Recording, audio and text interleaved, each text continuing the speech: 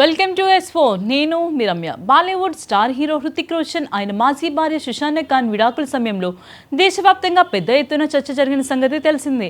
ముఖ్యంగా సుశాంత్ ఖాన్ హృతిక్ నుంచి 400 కోట్ల భరణం తీసుకున్నారనే వార్తలు అప్పట్లో సోషల్ మీడియాలో పాటు పలు వేదికల్లో విస్తృతంగా ప్రచారమయ్యాయి. అయితే ఆ ప్రచారానికి తాజాగా సుశాంత్ సోదరి ఫరా ఖాన్ ఆలీ స్పష్టత ఇచ్చారు. ఒక ఇంటర్వ్యూలో మాట్లాడిన ఫరా ఖాన్ ఆలీ 400 కోట్ల భరణం తీసుకున్నారనే ప్రచారం పూర్తిగా అవాస్తవమని తేల్చి చెప్పారు. అలాంటి వార్తలకు ఎలాంటి ఆధారాలు లేవని, సోషల్ మీడియాలో వచ్చిన ఊహాగానాల్ని నిజాలుగా ప్రచారం చేయడం బాధాకరమని ఆమె పేర్కొన్నారు.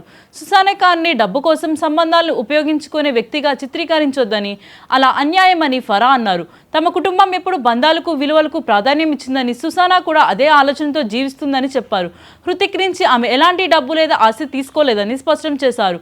విడాకుల అనంతరం ఈ ప్రచారం ఎక్కువైతే సమయంలో స్పందించాలని తను పలుమార్లు సూచించిన సుశాంత్ మాత్రం మౌనం పాటించిందని ఫరా వెల్లడించారు. ప్రజలు ఏమనుకుంటున్నారన్నది తన జీవితాన్ని ప్రభావితం చేయదని, వ్యక్తిగత విషయాలను బహిరంగ చర్చకు తీసుకురావడం తనకి ఇష్టం లేదని సుశాంత్ భావించిందని వివరించారు.